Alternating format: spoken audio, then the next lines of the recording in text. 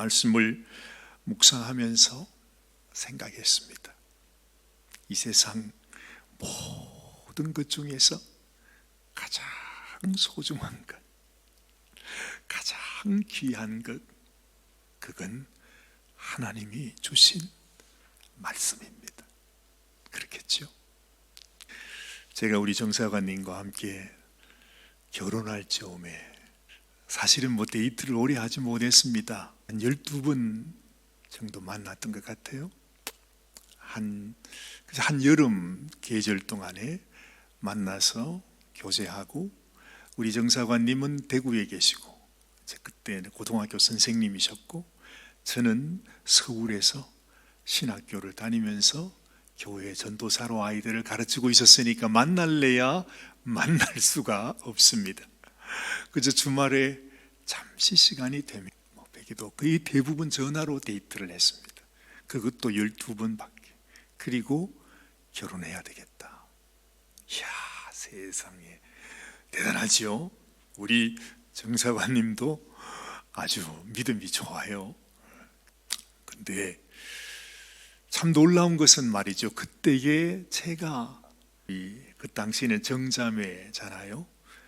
전화로도 하고 때로는 편지를 썼는 그 몇 개의 편지를 얼마나 우리 정사관님이 그걸 보관하고 있는가 했더니, 지금 벌써 세월이 벌써 30년이 훌쩍도 넘었잖아요. 근데 알고 보니까 우리 장모님께서 얼마 전에 알았습니다.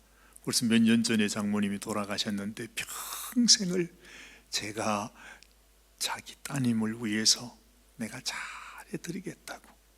그 사실은 딸에게 준 편지였는데 그 편지를 장모님이 보시고 세상에, 그래서 막내딸이니까 얼마나 귀하겠어요.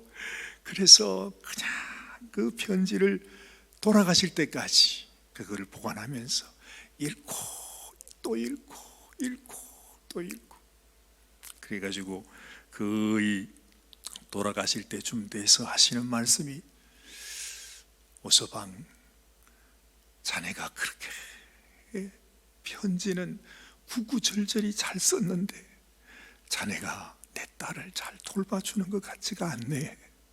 약속을 했으면 약속을 지키라고, 내 딸 좀 잘해주라고.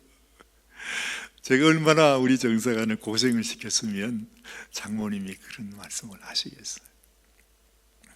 제가 이 말씀을 보는데요, 그게 생각이 나요. 얼마나 귀했으면. 저희들은 사실 결혼하고 바로 또 미국으로 와버렸잖아요. 선교지로 떠나가 버리고 온 천지 온 나라 돌아다니면서 그냥 부모님하고는 그렇게 헤어져 살았습니다. 그러니 얼마나 그 편지만 붙들고 계신 거죠. 우리 장모님은. 하나님의 심정도 그렇겠구나 싶습니다. 하나님께서 우리에게 말씀을 주셨습니다. 그것이 바로 이 성경 아닙니까? 이 성경 속에 하나님이 우리에게 주시는 아주 간절하고 소중한 말씀이 담겨 있어서 정말 이 세상에 이보다도 더 귀한 것은 없다, 이보다도 더 간절한 사랑의 편지는 없다라는 생각을 합니다. 오죽했으면 하나님께서 요한복음 시작하는 그 첫 절에 이렇게 소개합니다.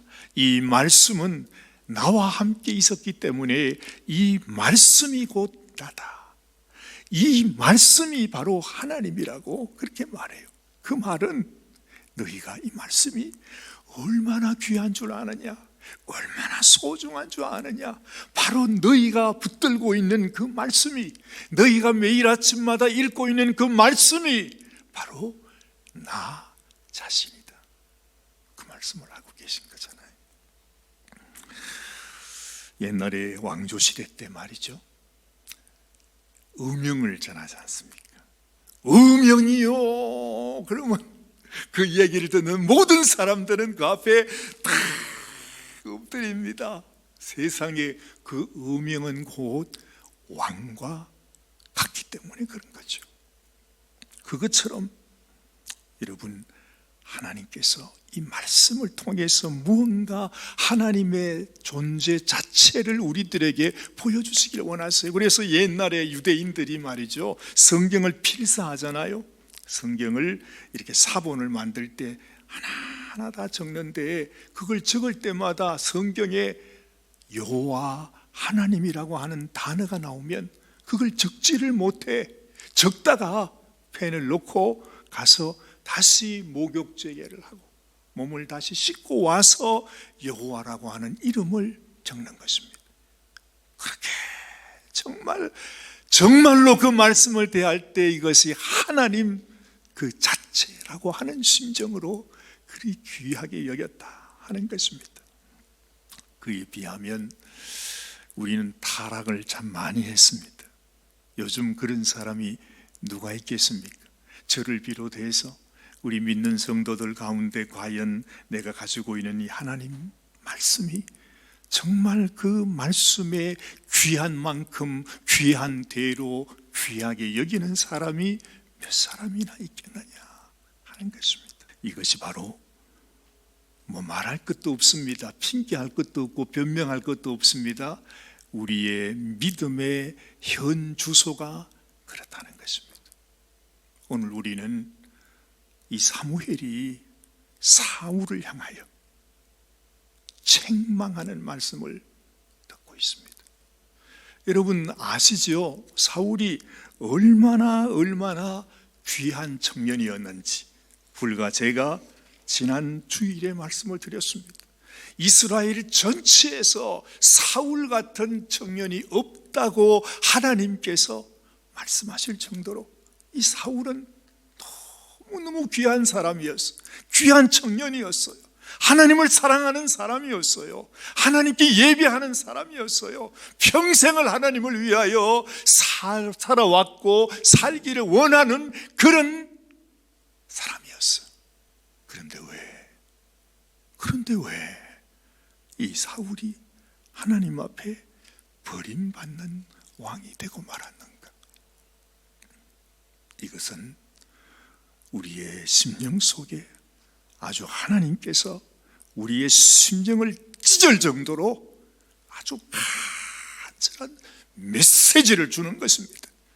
이같이 훌륭한 청년이요, 내가 왕으로 세웠던 사람이라 할지라도 그 사울이 하나님의 말씀을 소홀히 여길 때, 그 말씀의 소중함을 깨닫지 못해서 그런 실수를 했을 때 하나님은 더 이상 그 사울과 함께 할 수 없었다 하는 것입니다.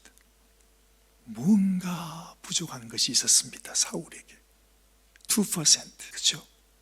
다 잘하는 것 같아.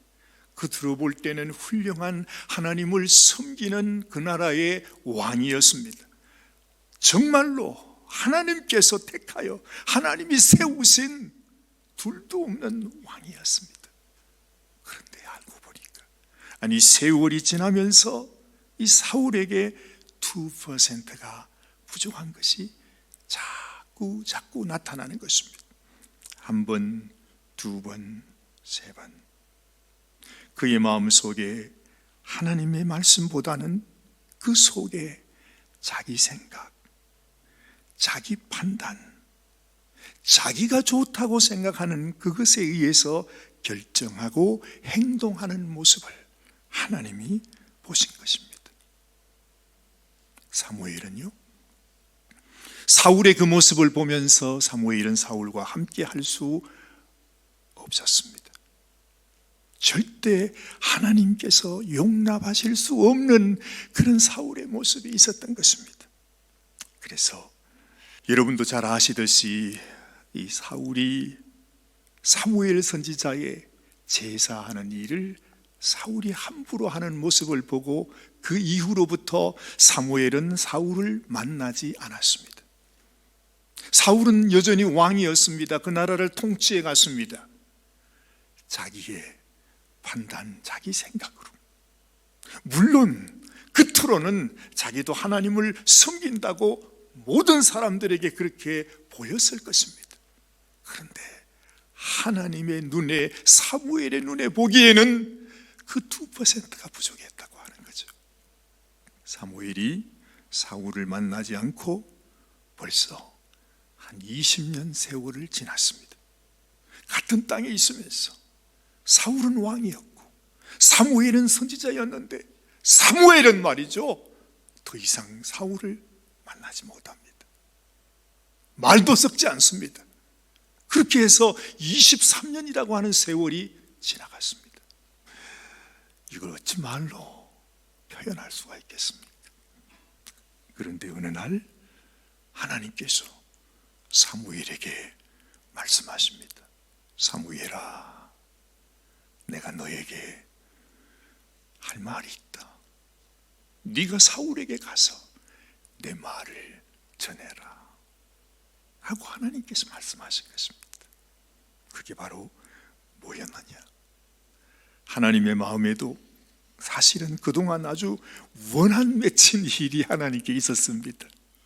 하나님에게 무슨 원한이 있겠습니까? 그런데 하나님 마음속에 한 맺힌 일이 있었어요. 그래가지고 하나님께서 꼭 내가 이 한을 풀어야 되겠다 생각하고 있다가 이 사울이 부족하지만 지금까지 이렇게 참 하나님의 눈에서 나가지고 이런 형편 가운데 있었지만은 사무엘에게 나의 뜻을 전해라, 내 명령을 전하라고 얘기한 것입니다. 그것이 바로 뭐냐 하면 사울을 통해서 당시에 아말렉 족속을 멸해 달라고 하는 부탁을 하신 것입니다. 그런데 이 부탁이요, 그냥 하나님이 야 사울아, 네가 저 아말렉 족속을 쳐, 그냥 전쟁해, 물리쳐, 정복하라, 그것이 아닙니다. 하나님께서요 이미 옛날부터, 자 출애굽기 17장에 보면 이런 말씀이 있습니다. 같이 한번 읽어보십시다. 하나님의 한입니다. 무슨 한인지 보세요. 여호와께서 모세에게 이르시되 이것을 책에 기록하여 기념하게 하고 여호수아의 귀에 외워 들리라. 내가 아말렉을 없이 하여 천하에서 기억도 못하게 하리라. 와, 대단합니다. 하나님 어지간해서 이런 말 안 하시는데 아주 그냥 못이 박혔습니다. 내가 원수를 갚아야 되는데 그게 아말렉이랍니다. 여러분 아말렉 아시죠? 아말렉 족속, 이스라엘 백성들과 제일 먼저 애굽에서 나와가지고서 신광야에서 전쟁했던 족속이 아말렉 족속입니다. 여러분 잘 아시잖아요. 모세와 아론이 두 손 들고 하나님께 기도했고 여호수아가 가서 전쟁을 쳤을 때에 바로 그 족속이 아말렉 족속입니다. 그런데요, 이스라엘 백성들이 이 가나안 땅으로 향해 가는데 얼마나 괴롭히는지. 그 당시에는 이스라엘 백성들은 군대도 아니었습니다. 오합지졸이었습니다. 그야말로 서민들입니다. 그렇죠? 애굽에서 나왔으니까 무슨 무기가 있습니까? 뭐가 있습니까? 그냥 뭐 어디 가는지도 모르고 이렇게 뭐 하나님이 인도하신 대로 가기는 가는데, 그런데 세상에 모질게 이 아말렉 족속이 이스라엘 백성들을 그렇게 괴롭힌 것입니다. 아무리 그래도 그렇지 사람이 그렇게 왼수처럼 대하면 안 되는 건데 말이죠. 그래서 하나님께서 아주 박힌 것입니다. 그래서 또 이런 말씀도 하십니다. 이제 신명기 25장에 가보면 이렇게 말합니다. 그러므로 네 하나님 여호와께서 네게 기업으로 주어 차지하게 하시는 땅에서 네가 내 주위의 모든 대적에게서 벗어나 안식을 얻을 때에 너는 아말렉의 이름을 천하에서 도말할지니라.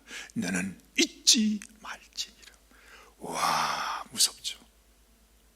그런데 하나님께서 가졌던 이 하나님의 한을 누구를 통해서 푼다고요? 사울을 통해서 풀게 하는 영광을 하나님이 사울 왕에게 지금 주시는 것입니다.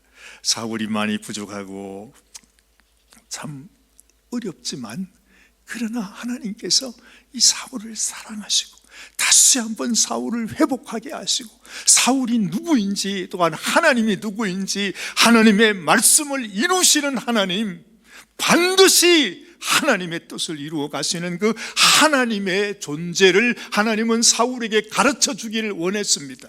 하나님은 분명히 하신 말씀대로 이루신다고 하는 사실을 사울에게 아주 체험하기를 원했던 것이죠. 그런데 어떻게 됐습니까? 사울은 그 명을 받고 하나님이 함께 하시는 전쟁을 싸웁니다. 그래서 대성을 거둡니다. 그런데 놀랍습니다. 하나님이 말씀하신 그 명령을 아마 제대로 듣지를 못했던 것 같습니다. 기억도 하지 못했습니다. 그러니 당연히 순종할 수도 없었습니다. 자기 버릇, 자기 생각, 자기 판단을 따라서 하는 그 버릇, 그걸 그대로 버리지 않고 한 것입니다. 아니 적어도 이렇게 되면 20년이 넘도록 하나님께서 참고 있다가 사울에게 기회를 주기 위해 주신 말씀인데, 그렇다면 그 말씀을 정말로 새겨 들어가지고 내가 이 말씀은 절대로 어김없이, 내가 예전에는 실수했지만 내가 이 말씀대로 정확하게 해드리리라, 이렇게 생각하는 게 당연한 거 아닙니까? 아마 사울도 그랬을 것입니다. 그렇게 전장을 나갔고 전쟁에서 승리했습니다. 하나님 말씀대로 그들을 다 진멸해야 했는데 사울이 이렇게 생각합니다. 15장 9절 말씀입니다. 한번 보십시오. 사울과 백성이 아각은 그 아말렉의 왕이죠. 그 양과 소의 가장 좋은 것, 또는 기름진 것과 어린 양과 모든 좋은 것을 남기고, 그렇죠? 진멸키를 즐겨 아니하고 가치 없고 낮은 것은 진멸하니라 말했어. 자기 생각에, 야, 이 좋은 걸 왜 죽여? 아니 왕을 잡았으면 그걸 사로잡아가지고 포성줄로 묶어가지고 이것을 이스라엘 백성들로 끌고 가면 온 이스라엘 백성들이 와 사울 왕 만세하고 난리가 날 텐데 말이죠. 아, 이걸 왜 죽여? 왜? 이 사울의 생각에, 좋은 것은 남겨두자, 내게 좋은 것. 그러면서 그들을 살려주고, 오늘 여기 보니까 가치 없고 낮은 것만 진멸했다, 그렇게 말씀합니다. 참 사울이 수완이 있고 똑똑하고 나름대로 이제 왕이니까 말이죠, 얼마나 자기 생각이 많겠습니까? 그런데 이 사울은 하나님의 주신 말씀을 그 말씀대로 기억하지를 못했습니다. 그런데 전쟁에서 돌아와서 사울이 사무엘을 만납니다. 그런데 사울은 자기가 생각할 때 전쟁에서 이겼고, 야, 왕을 잡아왔고 수많은 전리품들을 가지고 왔으니까 너무너무 잘했다고 생각하는 것입니다. 아직까지 자기가 무엇을 잘못했는지조차 모르고 있었습니다. 그래서 사무엘 선지자에게 와서 막 자랑합니다. 사무엘이여, 내가 주의 명령대로 행하였습니다. 그러면서 사무엘에게 다가오는데 그 뒤에서 들려오는 양의 울음소리, 세상의 아말렉 왕은 여전히 살아가지고서 있는 모습을 보니까 이 사무엘이 가슴이 아픈 거예요. 아니 하나님께서 당신에게 이 기회를 주시고 당신을 다시 세워주기 위해서 하나님이 이 놀라운 기회를 주셨는데, 끝까지 이 사울은 하나님의 말씀의 소중함을 깨닫지 못하고 자기 생각, 자기 판단, 자기 고집대로 한 것을 보면서 이 사무엘이 정말로 너무너무 안타까워하는 모습을 우리가 여기 보는 것입니다. 하나님이 뭘 원하십니까? 아말렉의 왕을 사로잡아 오는 것을 원하십니까?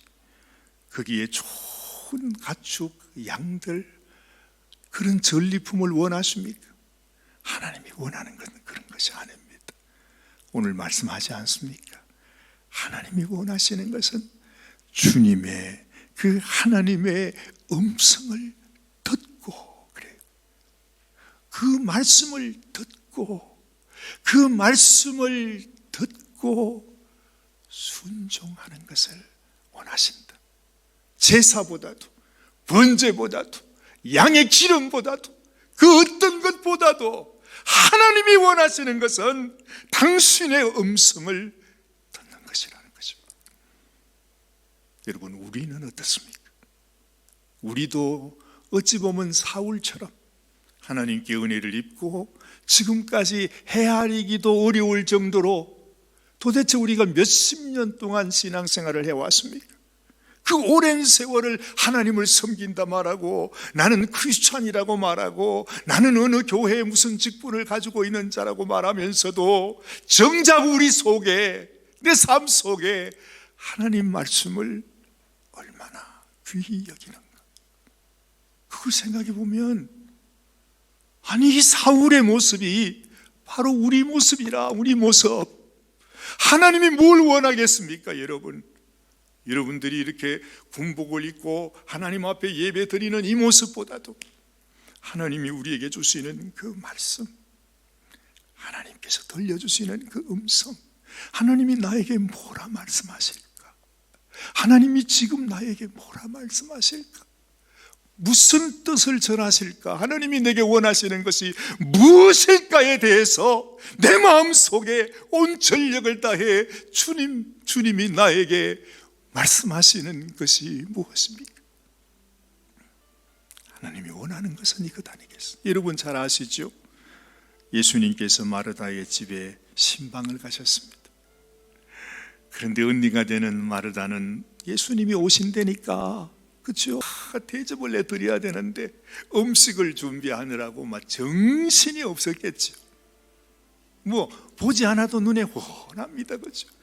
그런데 이 동생이라고 하는 마리아는 세상에 언니는 안 도와주고 예수님 앞에 탁 앉아가지고 말이죠, 예수님 음성만 듣고 있습니다. 그래서 하도 답답해서 마르다가 말하지 않습니다. 아니 어떻게 이럴 수가 있습니까? 예수님, 아이고 저 마리아에게 좀 얘기 좀 해가지고 언니 좀 도와주라고 얘기 좀 해주세요. 예수님께서, 마르다야, 많이 하지 않아도 된다. 한 가지면 좋게. 사실은 네 동생 마리아가 좋은 편을 택했구나. 그 말씀을 하세요. 마르다가 얼마나 상처받았겠어요, 그런 말 들으면. 그런데 그럼에도 불구하고 우리 주님이 하시고 싶어 하시는 말씀은 주님의 음성을 듣는 것.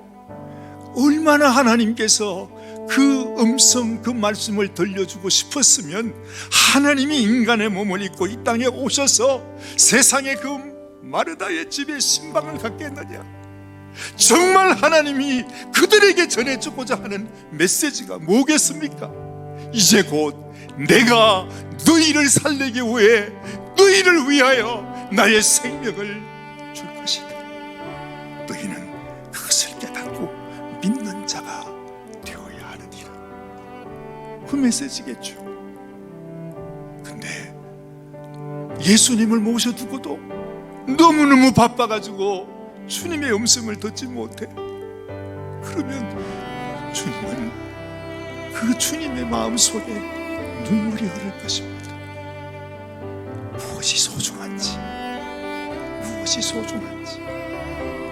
그렇습니다, 여러분. 지금 우리 교회에서도 사실은 마찬가지입니다. 우리가 하는 모든 사역, 우리가 섬기는 이 구제 사역, 사회봉사 사역, 이 모든 것은 하나님이 우리들에게 주신 메시지, 하나님이 주신 말씀에 따라서, 그 말씀 때문에, 그 말씀을 이루기 위해서 행하는 일이 되어야 합니다. 하나님이 주신 말씀 앞에서 내가 무서워지고 깨어지고 부인되고 십자가를 지고 힘들고 어려운 그런 형편 속에서 하나님이 내게 말씀하여 주셨기에 이 말씀 이루기 위해서 행하는 일이 우리 사역이 되어야 된단 말이죠. 그런데 사울은요, 그렇게 사무엘에게 책망을 받고 있으면서도 사무엘이 그럽니다. 지금 백성들이 다 보고 있는데 사무엘 선지자, 나의 체면을 손상시키지 마세요. 지금 사무엘이 화가 나가지고 막 책망하고 있는데, 자, 마시고 지금 백성들이 보고 있으니까 나의 체면을 상하게 하지 마시고. 그러니까 사무엘이 얼마나 화가 납니까? 이놈이 아직도 정신을 못 차리고 있어. 그래가지고 확 돌아서서 사무엘 선지자가 갑니다. 그랬더니 이 사울이 돌아서서 가는 사무엘의 선지자의 옷을 잡고 그냥 확 끌어버리니까 옷이 막 쫙 찢어져 버리네요. 너무 가슴 아팠어. 너무 가슴 아팠어. 사무엘이 사울을 따라가서 장단에 맞춰줍니다. 사울은 백성들 가운데 환호를 받으면서 하나님 앞에 예배드린다고 하나님께 또 예배를 올려드립니다. 그것이 하나님께 무슨 의미가 있겠습니까? 여러분, 우리도 말이죠.